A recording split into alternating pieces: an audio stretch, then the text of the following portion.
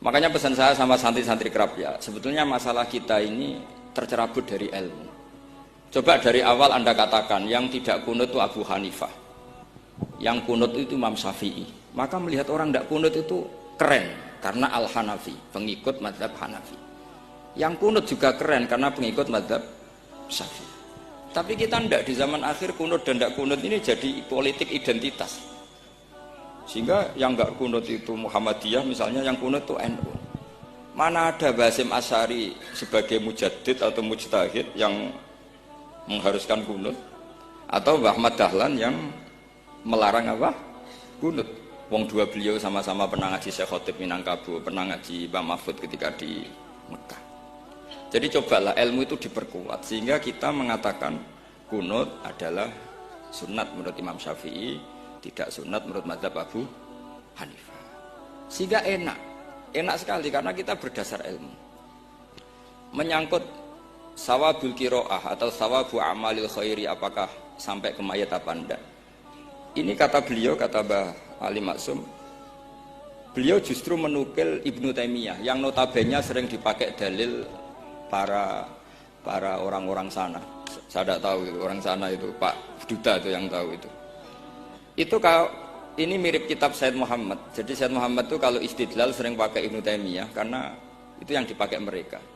Tapi ternyata Ibnu Taimiyah, qala Ibnu Taimiyah innal mayyit yantafi'u bi qiraatil Qur'an kama yantafi'u bil ibadah al maliyah minas shadaqah wa nahwiha.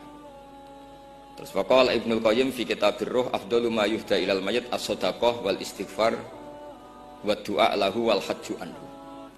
Artinya gini, kita sekarang ini tidak pernah kayak Bali Maksum pakai dalil jawazu ihda' lil mayyit itu berdasar Ibnu Taimiyah dan Ibnu Qayyim. Kita seakan-akan Ibnu Taimiyah itu orang yang pasti melarang itu. Sehingga kita itu terus mengatakan sing nyunatno tahlilan ku sapa? Mbah Hasim atau Mbah Fakih atau siapalah. Meskipun riwayat ini mukhtalifah dari Mbah Hasim.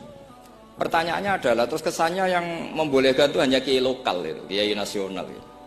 Padahal zaman Bali sudah mengajarkan kita yang membolehkan ihda'u a'malil khairi ilal mayyit, yang membolehkan hadiah Yasin, Fatihah, tahlil ke mayit itu adalah orang sekaliber Ibnu Taimiyah dan Ibnu Qayyim. Sehingga dengan kita pakai ilmiah yang diterapkan Bali Maksum, kita ini merasa orang keren, orang global, orang yang keren. Karena guru-guru kita Bali Maksum, Mbah Hamid biasa mentahlili, Mbah Munawir semua mentahlili guru-gurunya. Di level ulama global ada Ibnu Taimiyah dan Ibnu Qayyim. Tapi karena kita tidak baca, seakan-akan tahlilan itu hanya tradisi lokal yang tidak di ACC, tidak disetujui ulama kelas internasional. Padahal di sini jelas diceritakan Ibnu Taimiyah berpendapat qiraatul Quran yang dihadiahkan ke mayit atau tahlil itu boleh. Jadi ini sangat penting supaya orang itu pakai